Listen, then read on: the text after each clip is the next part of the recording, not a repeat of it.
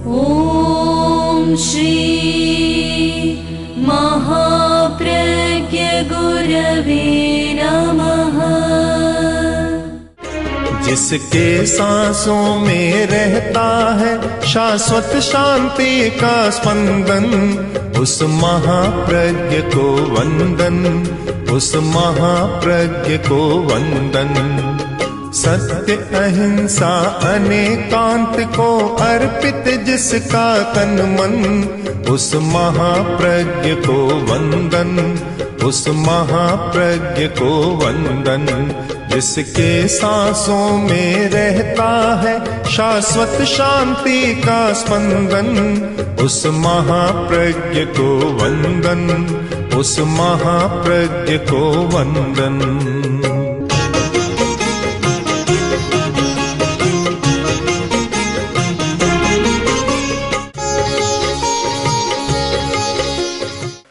मनुष्य के दो रूप हैं। एक अन्नमय पुरुष कहा जाता है, 7 धातु का पुतला, 7 धातु से बना हुआ मनुष्य। और दूसरा पक्ष है कि 5 तत्वों से बना हुआ पुरुष। यह सारा भौतिक स्वरूप पौद्गलिक स्वरूप है शरीर का। मनुष्य का एक और पक्ष है, वह है चैतन्य पुरुष, चैत्य पुरुष। अरविंद की भाषा में चैत्य पुरुष, जो दूसरा पक्ष है। हम 7 धातुओं को खोजें, 5 तत्वों को खोजें, वहाँ जो नहीं मिलता वह चैत्य में मिलता है। और उसके भी 3 रूप बन जाते हैं, ज्ञान, आनंद और शक्ति। पहली बात है ज्ञान। अज्ञान से तो कुछ भी नहीं होता। सारा विकास ज्ञान के कारण हुआ है। जो जानता ही नहीं, अज्ञानी है, वह क्या कर पाएगा। महावीर वाणी का सुंदर सूक्त है इतना सा, अन्नानी किं काहि, अज्ञानी क्या करेगा। अज्ञानी किं करिष्यति, अज्ञानी क्या करेगा। अज्ञानी को कुछ पता ही नहीं चलता। अज्ञानी विरोधाभास का जीवन भी जीता है और असफल जीवन भी जीता है। मालिक ने लालटेन जगाई और नौकर खड़ा था सामने। उसने देखा और बोला, मालिक लालटेन क्यों जगाई, जलाई क्यों, जरूरत नहीं थी। मालिक ने कहा, मैंने इसलिए जलाई कि तूने अभी लालटेन बुझाई या नहीं बुझाई। पहले आदेश दिया था कि लालटेन बुझा देना, और तूने मेरे आदेश का पालन किया या नहीं किया। लालटेन बुझाई या नहीं बुझाई, यह देखने के लिए मैंने लालटेन जलाई। यह विरोधाभास या विसंगति, क्या लालटेन को देखने के लिए किसी लालटेन को जलाने की जरूरत होती है क्या? क्या सूरज को देखने के लिए किसी प्रकाश की जरूरत होती है? ऐसा ही एक प्रसंग है कि मालिक ने नौकर से कहा कि जाओ देखो सूरज उगा या नहीं उगा। नौकर गया, वापस आया कि मालिक अभी तो अंधेरा बहुत है, पता नहीं चलता। तो मालिक बोला कि मेरे घर में कमी है क्या, दिया ले जाओ और देख लो सूरज उगा या नहीं उगा। तो क्या सूरज को देखने के लिए भी किसी दिए की जरूरत होती है? पर अज्ञान में यह सब कुछ होता है। जब ज्ञान साक्षात स्पष्ट नहीं होता, तब इस प्रकार की चिंतन की धाराएं होती हैं और इस प्रकार की घटनाएं भी होती है। तो एक जीवन का बड़ा पक्ष है, चेतना का पक्ष, जो उसका रूप है ज्ञान। ज्ञान का पक्ष, अज्ञान की निवृत्ति और ज्ञान का विकास।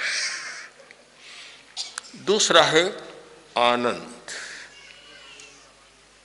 एक ज्ञान पक्ष दूसरा भाव पक्ष है। भाव पक्ष में आनंद, वह जीवन बहुत महत्वपूर्ण होता है जिसमें आनंद होता है।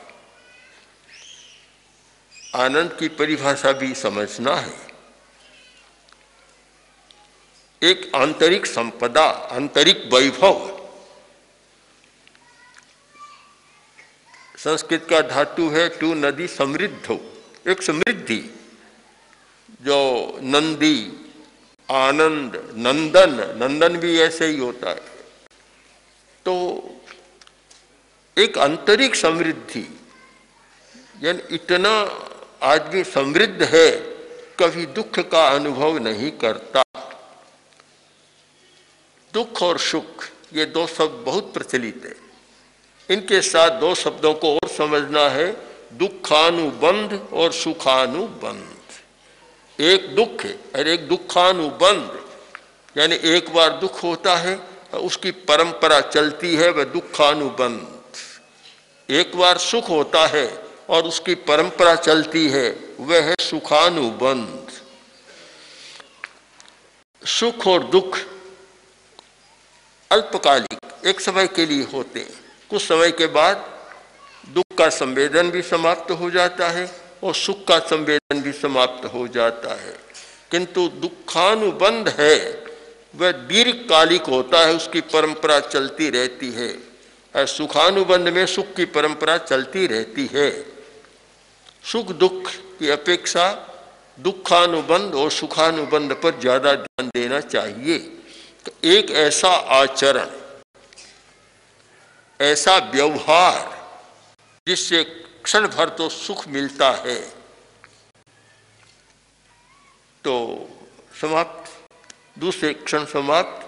किंतु एक ऐसा कि सुख का अनुभव हुआ और फिर भविष्य में भी उसका अनुभव होता रहेगा, वह आचरण एक धार्मिक आचरण या उन्नत आचरण होता है।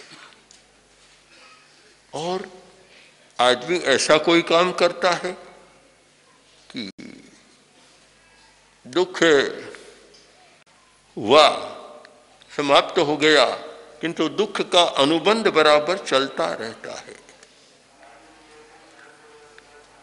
एक प्रश्न हुआ था कि एक आदमी को देखते हैं और उसके प्रति एक अनुराग पैदा होता है। एक आदमी को देखते हैं तो उसके प्रति द्वेष की भावना पैदा होती है, या प्रियता की और अप्रियता की भावना पैदा होती है। एक अच्छा लगता है, एक उतना अच्छा नहीं लगता। इसका कारण क्या है? कर्म से जुड़ा हुआ प्रश्न, पुनर्जन्म से जुड़ा हुआ प्रश्न। और कारण खोजना है तो हमें कर्म और पुनर्जन्म की दिशा में जाना होगा कि क्यों होता है। आचार्य भिक्षु ने बहुत सुंदर लिखा इस विषय में कि शत्रु शू शत्रुपणो चालियो जावे, मित्र शू मित्रपणो चाले। राजस्थानी के छोटे से पद्य में एक बहुत बड़े दार्शनिक प्रश्न का समाधान दिया कि किसी व्यक्ति के साथ शत्रुता का अनुबंध हो गया। एक तो तात्कालिक किसी को शत्रु माना, एक इतना सघन प्रयोग, ये अनुबंध होता है सघन चेतना की सघन अवस्था में। जब इतना सघन संबंध जुड़ गया तो वह शत्रुता का अनुबंध जन्मों तक चलता रहता है। एक जन्म नहीं, न जाने कितने जन्मों तक वह परंपरा चलती रहती है। और जिस व्यक्ति के साथ पूर्व जन्म में कोई शत्रुता का संबंध जुड़ा और अब वर्तमान जीवन में उस व्यक्ति को वह देखता है, देखते ही अप्रियता का भाव पैदा हो जाता है। उस व्यक्ति ने अभी कुछ नहीं बिगाड़ा, कुछ नहीं अनिष्ट किया, किंतु यह अनुबंध चलता है। अनंतानुबंध कहते हैं, अनंत समय तक चलने वाला कसाई का आवेश। यह दीर्घकाल का अनुबंध है, लंबे समय तक चलता है। 5 जन्म, 10 जन्म, 20 जन्म, 100 जन्म तक चलता रहता है।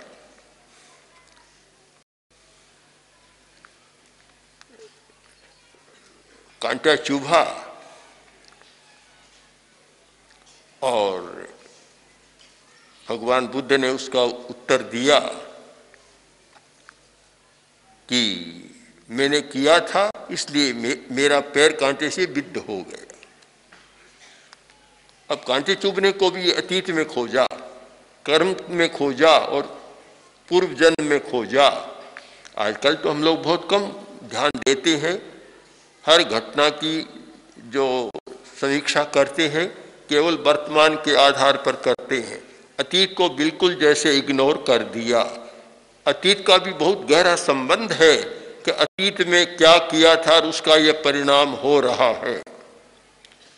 तो ये बहुत अच्छा एक सूत्र है, एक समाधान है जो आचार्य भिक्षु ने दिया कि किसी व्यक्ति के साथ मित्रता का संबंध रहा, प्रियता का संबंध रहा, पिछले जन्म में रहा और वर्तमान में वह व्यक्ति जब सामने आता है तो उसके प्रति सहज ही एक अनुराग पैदा हो जाता है। शत्रु शत्रुपणो चाले, मित्र मित्रपणो चाले, मतलब दोनों के साथ चलता है। तो हमें अनुबंध की बात पर ध्यान देना है कि एक सामान्य आचरण जो किया बात समाप्त, और एक ऐसा आचरण कि जो समाप्त नहीं होता स्वल्प काल में किंतु दीर्घ काल तक जिसका परिणाम चलता रहता है। यह हमारे आचार शास्त्र का भी एक मुख्य विषय है और प्रेक्षा ध्यान का भी मुख्य विषय है। इस पर ध्यान देना। शरीर में बीमारी पैदा हुई, दवा ली, समाप्त हो गई। अब एक ऐसी बीमारी है जो समाप्त नहीं होती है। आजकल माना जाता है कि कैंसर की बीमारी बड़ी जटिल है, समाप्त नहीं होती। एड्स की बीमारी बड़ी जटिल है, आदि आदि कुछ भयंकर बीमारियां मानी जाती है कि समाप्त नहीं होती। इसका कारण हमें ये अनुबंध में खोजना चाहिए, इस परंपरा में खोजना चाहिए कि क्यों है, और स्थूल में नहीं सूक्ष्म में जाकर खोजना चाहिए। शरीर हमारा स्थूल है, मन उसकी अपेक्षा सूक्ष्म है पर वह भी स्थूल है। सूक्ष्म है हमारा भाव। हमें कारण और निवारण दोनों भाव जगत में खोजने चाहिए, जो प्रेक्षा ध्यान का मुख्य विषय है। व्याधि आदि उपाधि, उपाधि तक पहुंचो, केवल व्याधि में मत अटको, केवल शरीर की बीमारी हो गई उसमें मत अटको, केवल मन की बीमारी में मत अटको, उपाधि तक यानी भाव की बीमारी तक पहुंचो। एक बहुत सुंदर श्लोक है संस्कृत का, ये ईर्षु पर वित्तेषु तस्य व्याधि रनंतक। जिस व्यक्ति के मन में एक दूसरे के धन के प्रति लालसा होती है, या जो व्यक्ति अहंकार से बहुत पीड़ित होता है, हमेशा सत्कार सम्मान चाहता है, तस्य व्याधि रनंतक है, उसकी व्याधि है अनंत हो जाती है, उसका अंत पाना बड़ा कठिन होता है। हम खोज सकते हैं कि ये जो बड़ी बीमारियां हैं, जिनको आजकल साइकोसोमेटिक बीमारियां कहा जाता है, ये सारी ये शरीर की बीमारियां नहीं है, ये भाव जगत की बीमारियां हैं, भाव से होने वाली बीमारियां हैं, और इनका अंत पाना बड़ा मुश्किल होता है। व्याधि जो अनंत हो जाती है, जिसका अंत पाना मुश्किल है, उसका मूल उद्गम स्थल शायद शरीर भी नहीं है, मन भी नहीं है। और ये बात मेडिकल साइंस में बहुत स्पष्ट हो गई।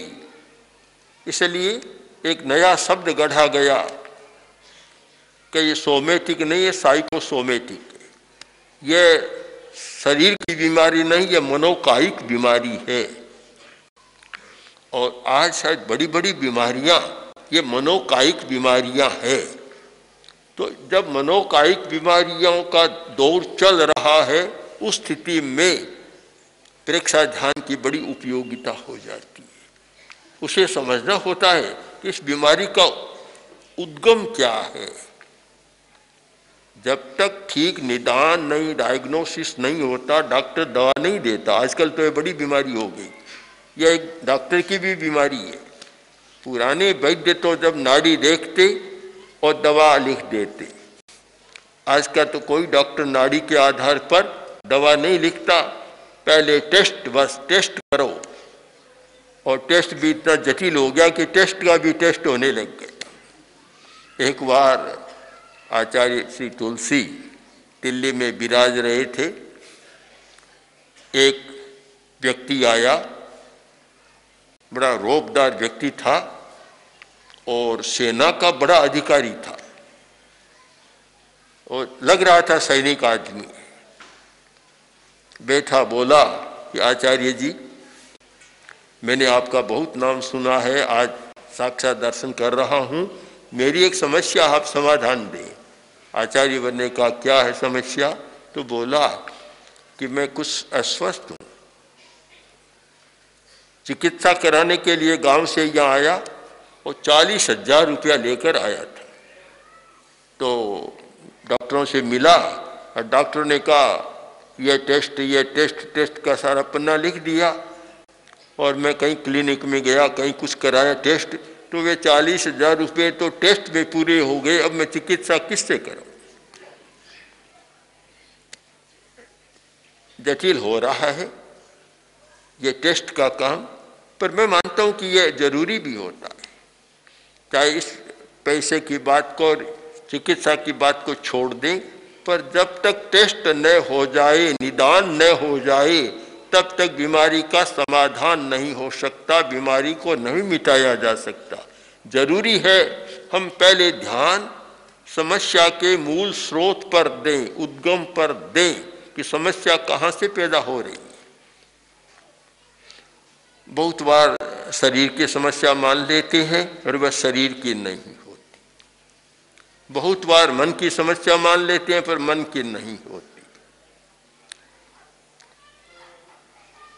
हमारे जीवन में जो समस्या का उद्गम है, जहाँ से समस्या मन पर आ रही है, शरीर पर आ रही है, वह है हमारा भाव तंत्र, हमारी भावधारा।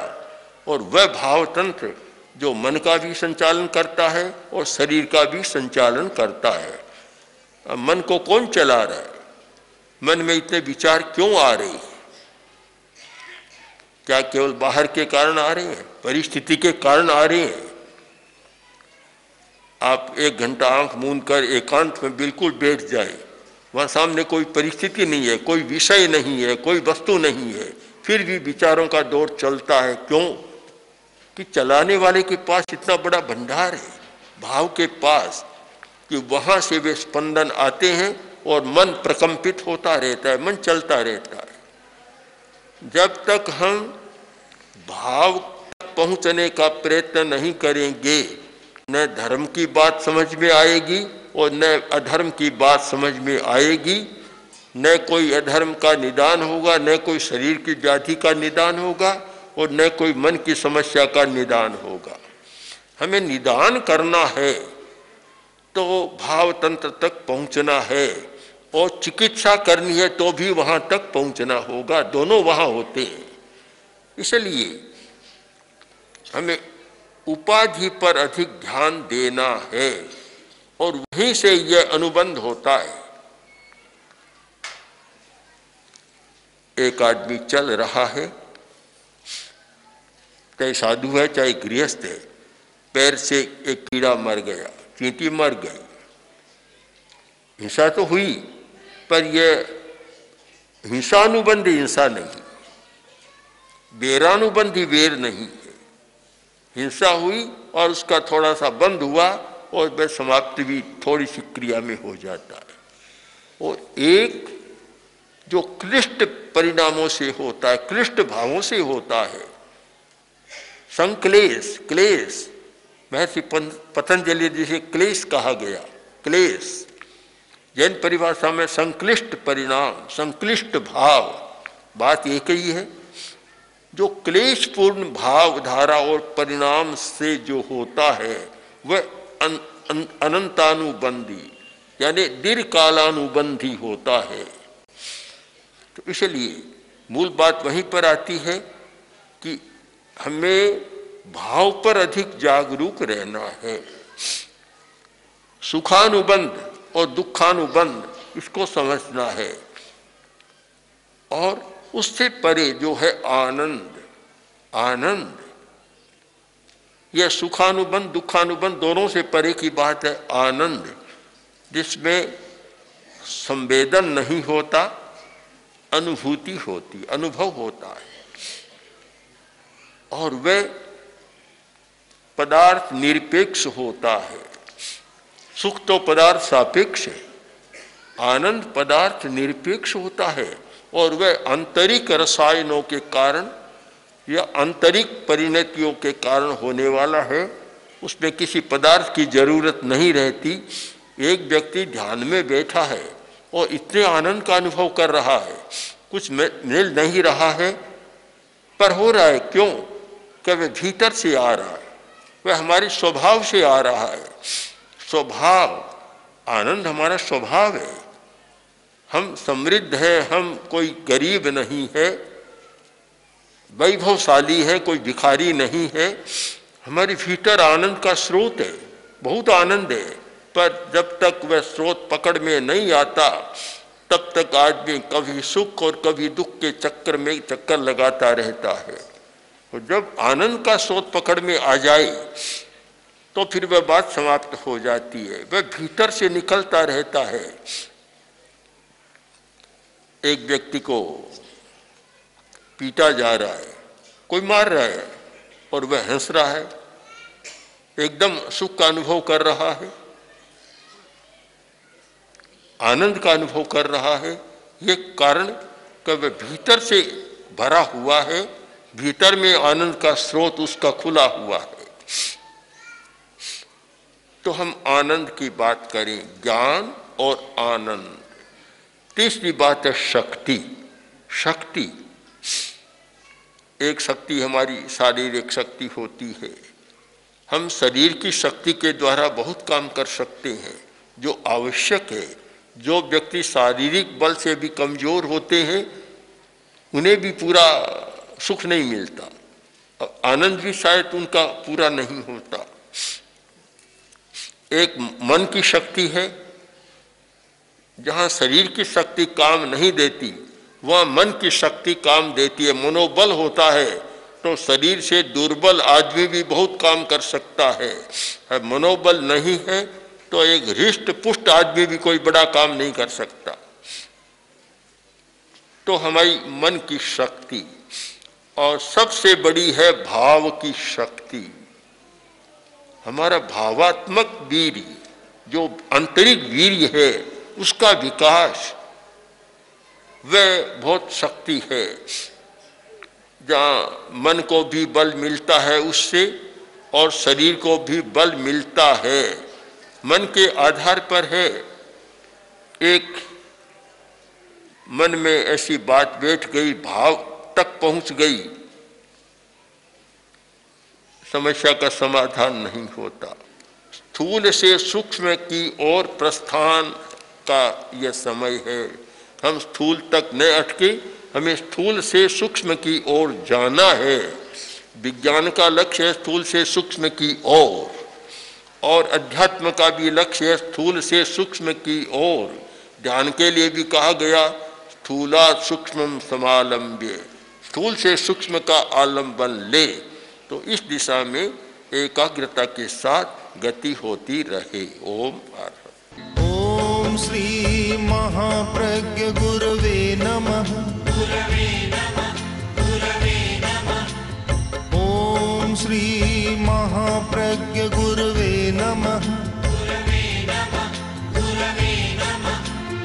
ओम श्री महा महाप्रज्ञ गुरवे नमः।